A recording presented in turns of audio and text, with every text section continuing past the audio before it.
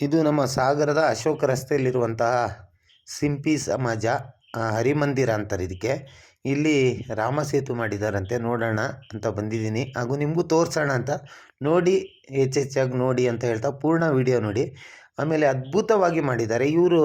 ನಮ್ಮ ಹರಿಮಂದಿರ ಮತ್ತು ಸಿಂಪಿ ಸಮಾಜದವರ ಯುವಕ ಸಂಘ ತುಂಬ ಶ್ರಮಪಟ್ಟು ನಮ್ಮ ಹನುಮಂತ ಹೇಗೆ ಒಂದು ರಾಮಸೇತು ಕಟ್ಟಿದ್ರು ಅದೇ ರೀತಿಯಲ್ಲಿ ತಿಂಗಳುಗಟ್ಟಲೆ ಕಷ್ಟಪಟ್ಟು ಒಂದು ಡೆಮೋ ಅನ್ನೋ ಥರ ಮಾಡಿದ್ದಾರೆ. ತುಂಬ ಅದ್ಭುತವಾಗಿ ಮಾಡಿದಾರಂತೆ.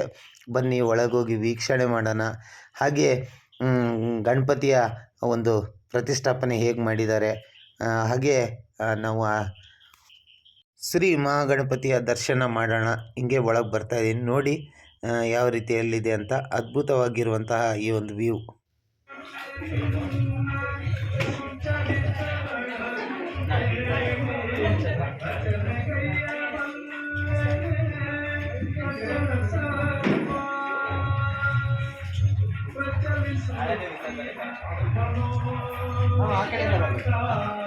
ಮಾಡಿದಂತಹ ಗಣಪತಿಯ ಪ್ರತಿಷ್ಠಾಪನೆ ಇದು ರಾಮಸೇತು. ಇಲ್ಲಿ ನೋಡ್ಬೋದು ನೀವು.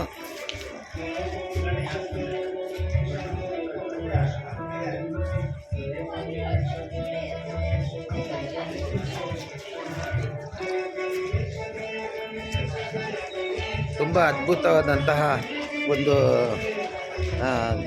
ಗಣಪತಿಯ ಪ್ರತಿಷ್ಠಾಪನೆ ಮಾಡಿದ್ದಾರೆ. ಈಗ ಇದು ನೀರಲ್ಲಿ ಹೋಗಬೇಕು, ಇದೇ ರಾಮಸೇತು. ತುಂಬ ಅದ್ಭುತವಾಗಿ ಮಾಡಿದ್ದಾರೆ ಇದನ್ನು. ಒಂದು ನಮ್ಮ ಸಾಗರದಲ್ಲಿ ಇಂಥ ಒಂದು ಅದ್ಭುತ ಆದಂತಹ ಒಂದು ನಾನು ನೀರಲ್ಲಿ ಕೂಡ ನಡ್ಕೊಂಡ್ಬರ್ತಾಯಿದ್ದೀನಿ. ಓಕೆ, ತುಂಬ ಖುಷಿ ಆಗ್ತಾಯಿದೆ. ಸತೀಶ್ ಅಣ್ಣ ಏನು ಅನ್ಸತ್ತೆ ಅಲ್ಲ?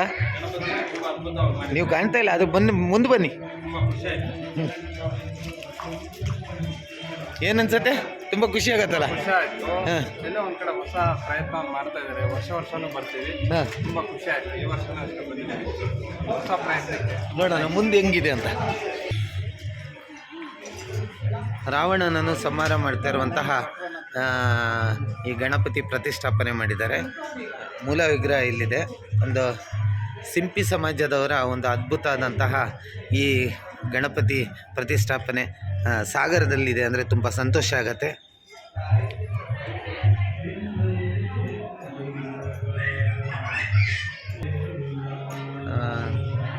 ನಾನು ಸಾಗರದಲ್ಲಿರುವಂಥ ಗಣಪತಿ ಇದೆ ಮಾಡಿದ್ದೀನಿ. ಅದರೊಳಗೆ ಇದು ಒಂಥರ ಅದ್ಭುತ ಆದಂತಹ ಒಂದು ಪ್ರತಿಷ್ಠಾಪನೆ ಅನ್ಬೋದು.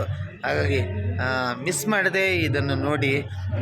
ಈ ಒಂದು ಗಣಪತಿ ಪ್ರತಿಷ್ಠಾಪನೆದು ತುಂಬ ಅದ್ಭುತವಾಗಿದೆ. ಸಿಂಪಿ ಸಮಾಜದವರಿಗೆ ಲೈವ್ ಸಾಗರ್ K15 ಕಡೆಯಿಂದ ಧನ್ಯವಾದಗಳು ಹಾಗೂ ಗಣಪತಿ ಹಬ್ಬದ ಶುಭಾಶಯಗಳನ್ನು ಕೂಡ ಕೋರ್ತಿದ್ದೀನಿ. ಮುಂದಿನೂ ಕೂಡ ನೀವು ಇಂಥ ಒಂದು ಅದ್ಭುತ ಆದಂತಹ ಒಂದು ಈ ಗಣಪತಿ ಪ್ರತಿಷ್ಠಾಪನೆ ಮಾಡಿ ಅಂತ ಹೇಳ್ತಾ ಧನ್ಯವಾದಗಳನ್ನು ತಿಳಿಸ್ತೀನಿ. ಮುಂದೆ ಹೇಗೆ ಹೋಗೋದು ಅಂತಲೂ ತೋರಿಸ್ತೀನಿ.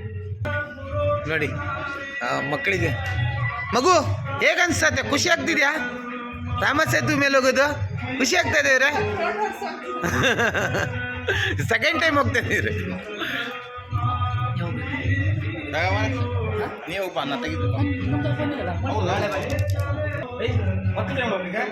ಇದು ಏನು ಇರಲ್ಲ. ಇದು ಕೊನೆಯ ದಿನ. ಆಮೇಲೆ ಸಿಂಪಿ ಸಮಾಜದ ಗಣೇಶ ವಿಸರ್ಜನೆ ಕಾರ್ಯಕ್ರಮ ನಾಳೆ ಸುಮಾರು ಒಂದು 4 ಗಂಟೆಯಿಂದ ಪ್ರಾರಂಭ ಆಗುತ್ತೇನಾ? ಧನ್ಯವಾದಗಳು. ನಾಳೆ ಗಣಹೋಮ ಇದೆಯಾ? ಗಣಹೋಮ ಕೂಡ ಇದೆ.